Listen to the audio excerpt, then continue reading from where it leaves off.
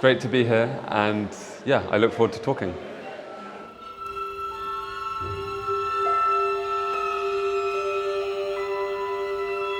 The piece which premiered last night is called An Ocean of Years, and it's the final part of an orchestral cycle that I spent quite a few years working on called Time and Eternity. This last piece was also dedicated to Christoph Eschenbach, who asked me for the piece several years ago. And it's at the heart of the piece, there's a very simple image, which is this image of waves. As composers, our job is really to combine sound waves, and it's also something very powerful and archetypal to think about standing at the shore of an ocean and watching the waves crashing down, and every wave is a little bit different, but at the same time we call all of them waves, and I think in my piece maybe the most obvious or the most important feature is that the materials are coming back and back in cycles, and we hear the same ideas many times, but at the same time, every time there's a different color or a different light. And I think that's, having heard it now many times this week, I feel like that's the most concise summary of what this piece is.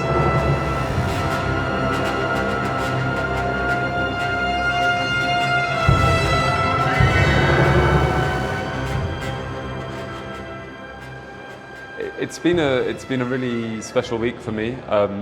Firstly, because this project should have happened 2 years ago and was, of course, interrupted by the global pandemic.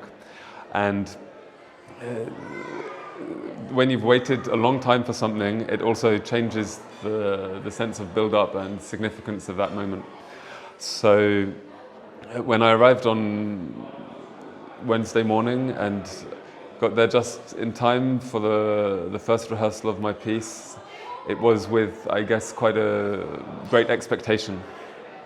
And it's been really nice how across the course of 3 days there's been this very fast but also gradual growth of the understanding of the piece in the orchestra, and also my own understanding of how to shape the dynamics and some of the orchestration.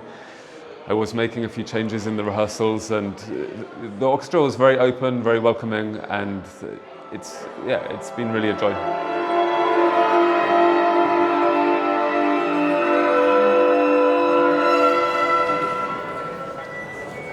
You hear it and then you realize, there's a way that I could make that better, and it's very simple. So I could just ask that person if they can add this one note or play this note a little bit louder. And so this is very normal in rehearsals for me. And then there's sometimes also other things which I'm hearing, but they'll be a little bit more complicated to perfect. And so then maybe I make a note on my score that I will go away after the concerts and make some changes, but I'm not going to trouble the musicians on the day, because you don't also want to disturb the situation too much. Auf Deutsch oder Deutsch? Auf Deutsch oder auf Englisch? Ist es manchmal schwer, mit den Musikern zu arbeiten? Is it difficult to work with musicians sometimes? It was very easy to work with these musicians. Sometimes it can be difficult. It depends on the people. It's like anything in life. Some people you get on very well, other people it's not so easy. Mit uns war es sehr einfach. Okay. I have one last thing to tell you from my life as a composer, that there's a secret for orchestra. Even though you have 100 people, you don't need 100 ideas. You just need 1 or 2 ideas, and it's about everyone working together on a small number of ideas. So it's not as scary as it looks when you see 100 people on stage. Yeah, I was asked this question so many times yesterday, not only by the children, but also by quite a few adults after the concert as well. And I think that's a really interesting question, because it seems that people are fascinated by the relationship between the short time of a piece of music, you know, it's 20 minutes long, and the very slow process of making that piece of music coming into existence. But it's also a very hard question to answer because I'm not putting a timer every time I sit down to work, and also most of the work is probably happening in my subconscious or parts of my mind when I'm not sitting down, but maybe I'm thinking about it while I'm walking down the street or when I'm gonna fall asleep, or it could be any time. So I find it impossible to distinguish in a creative process the boundary between working and being alive, you know.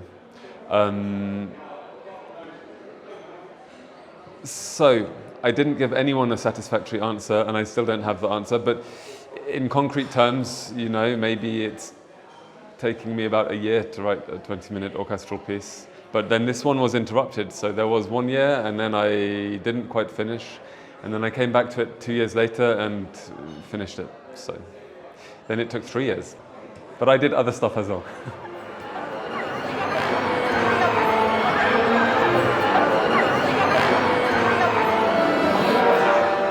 Yeah, I love to write for orchestra. It's a very special and unique medium. It comes with its own historical baggage and weight, but at the same time, because of the diversity of instruments and kind of coloristic possibilities that you have in the orchestra, I think every time there's a feeling like I can discover a new possibility or a new direction within my own orchestral language. Tuning is very important, obviously. You know, people often speak of whether something is in tune or out of tune, and of course that's a very relative concept because that means you're in tune with a system which was agreed before, basically. So then the question when you're a composer is what system am I going to agree with myself and the musicians for this concept of whether things are in tune or not. Of course, agreement is very important when you have a large group of instruments, because if they are not in agreement about what a note is, then it makes a different sound from the intended sound, you know. And that's just being out of tune. But when I'm retuning, I'm not trying to make the music out of tune, I'm trying to make it in tune in a different way. Yeah, I always create problems for myself by engaging with topics that are not always easy to talk clearly about. Okay, so for example, with this orchestral cycle, time and eternity, I mean, in a way, everyone has an idea about what is time and what is eternity. But in another way, it's pretty much impossible to explain with words what is eternity, because it's not about a very long amount of time, right? And it's not really something that you can experience from being in time, because when you're in time, then you're in time, you're not in eternity. So I suppose that's, I'm going to tie myself in knots here, right? It's difficult. But I like the idea anyway, and the possibility that music has for playing with our perception of time. I think I'm quite a slow person anyway. So, yeah, I don't travel so much compared to conductors, you know. There are moments, if there's a period with several concerts, then it can be quite intense. But then there can be periods of several months where I'm just at home and going to my shed and composing and having family life, and then it's moving slower. So yeah, also in my life, time has different rates of motion.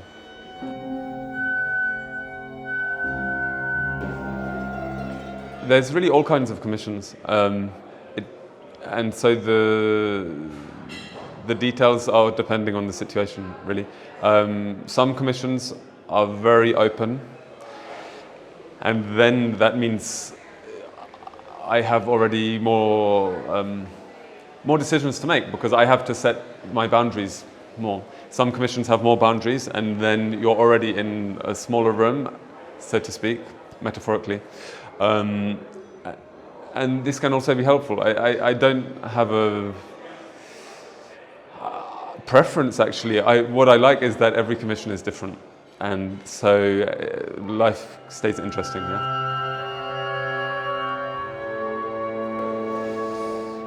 Yeah, the starting point depends also so much on the piece. So, for example, if I'm making a piece with a text, then it begins with the text. I read the text. I maybe try to memorize some of the text.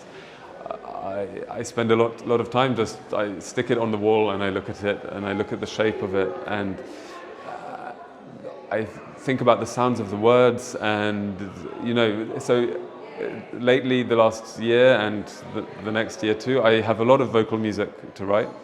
I'm doing 2 big projects with Neue Vokalsolist in Stuttgart, and both of these have new texts by Paul Griffiths. The first one, it's called The Singing Tree, and this is commissioned by Birmingham Contemporary Music Group. The next one is it's called Invisible Threads, and it's for Witten Festival next year. And I tell you all this because my head is full of all these words which Paul wrote for me, and this was interesting because he knew my music before he wrote the words, and so his words are already, in a way, I feel them being related to what he knows of my music, and then he's giving me back these things which I have to make new music from. So there's this feeling of a cyclic process, I guess I don't know, it's a bit like leaves which decompose to feed the tree, and then the tree has new leaves the next year. I think that's a lot rooted in the instruments that I played when I was growing up. My first instrument was the violin, and I learned a bit of guitar, I learned a bit of organ, I played the theremin, and between those 4 instruments already, there's quite a broad range of colors and possible influences, and each one of those instruments also connects with different listening traditions and repertoires, So I think all of that had a big impact on my, let's say, sound vision, and so sometimes I've spoken to other composers who said to me, whenever I hear your melodies, I can tell that it's like you're writing a theremin melody, even if there's no theremin there, and it's actually true that kind of all of my music seems to have this kind of line going through which I could turn it into a theremin piece. Maybe I should just turn everything into a theremin piece.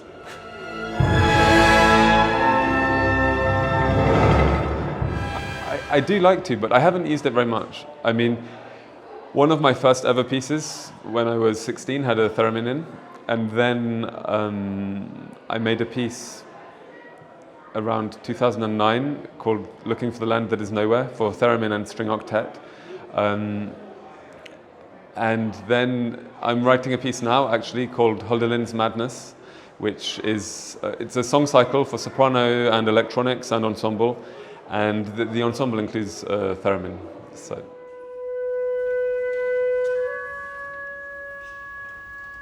Yeah, I mean, on a personal level, I still believe in it. I feel like it's the root or the source of many ideas that I'm still following.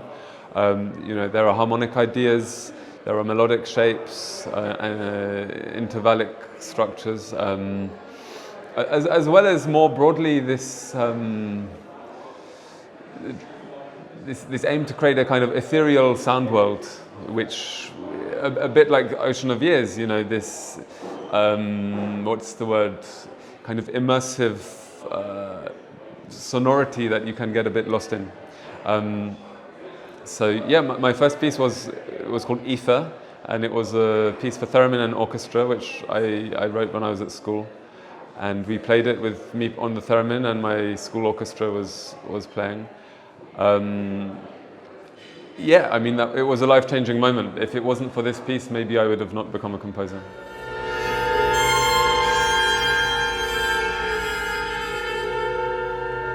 I'm very inspired by things which I don't understand. Yeah, so something like reflecting on the stars. In a way, I'm more interested in my sense of not understanding than in trying to become a physicist or an astronomer who is trying to understand everything, if that makes sense. Which doesn't mean I want to be ignorant, but it means I want to acknowledge that I have limitations. And yeah, we live in an extraordinary universe and world, and there's more to life than what we can comprehend. And even if the human race as a whole has an unbelievable depth of knowledge now, developed over thousands of years, it's still not everything. So, yeah, I like to feel inspired by things that are beyond me, I guess.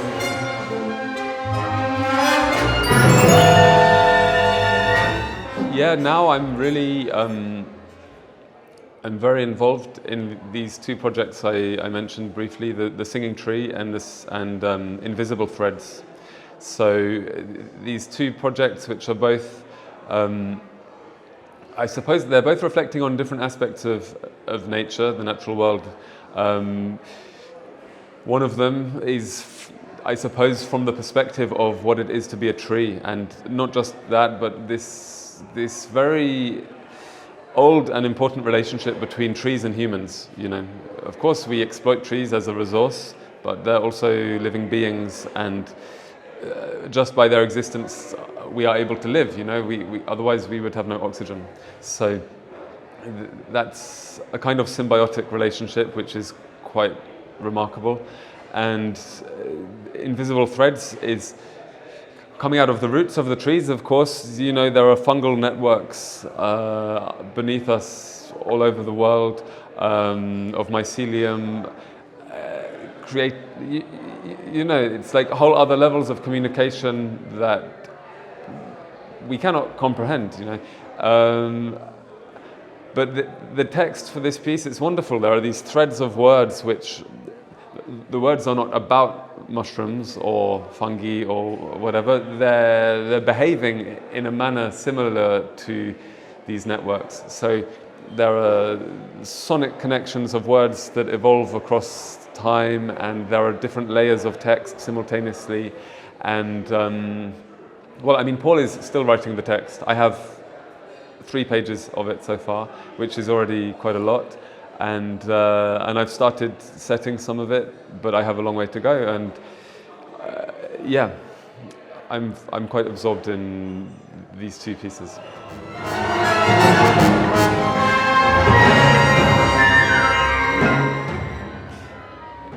It's a good question. You know, there are so many things in the creative process that are outside of your craftsmanly control. And there are other things which are completely dependent on it. And across the timeline of a given project, at different moments, different abilities or approaches become more or less important. And in the early phase of a project, I don't want to be writing things down or fixing anything, but I need to be imagining things and building up this kind of pool of possibilities, which later on in the process, these will be subjected to my craft, I guess. And this is it's a very interesting moment, the point where you accept that now it's time to start solidifying the ideas and putting them on paper or whatever. maybe there's a kind of intermediate phase where I would be improvising, recording myself improvising, making transcriptions of my improvisations, this kind of stuff. And that can also be really useful. Yeah, it feeds back. So it's, the nice thing with improvising is you can, if it's a bad one, I can leave it. And if it's a good one, then I generated a lot of material in a short time and I can feel very happy. But still, you end up at this point where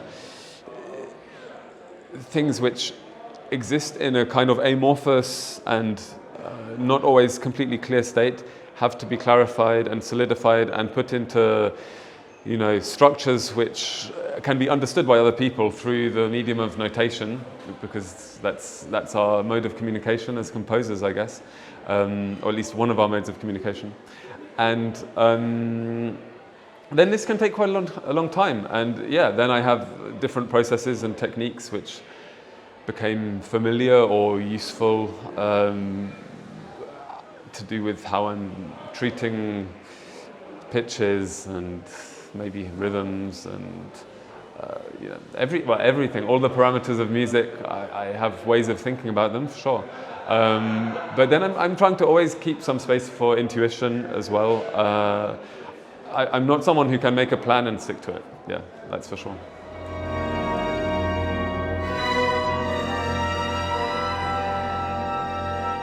Deadlines are very important. Without a deadline, I will not finish a piece. So that's all I have to say. Well, I've never missed a deadline. Well, I mean, I've never not had a piece ready for the premiere. So then every organization has a different sense of when the deadline should be in relation to the premiere, because for an orchestra, then you also need several weeks or even months to prepare the material to the high standards that the orchestra need it. And so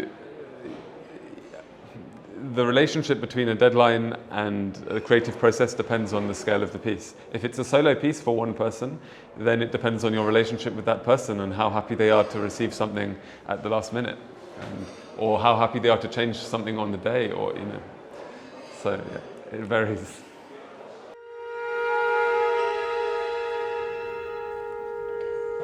It's a good question. You have to be, it's terrible to say, but a lot of things are to do with luck, and a lot of things are to do with a kind of persistent self-belief that you're doing the right thing with your life, and that sometimes it feels like it's going really well, and other times it can feel really hard, and trying to remember that the purpose of what you're doing is anyway not about becoming successful. The purpose is about trying to write the music that you feel that you want to write, that is the reason you've had this dream that you want to be a composer.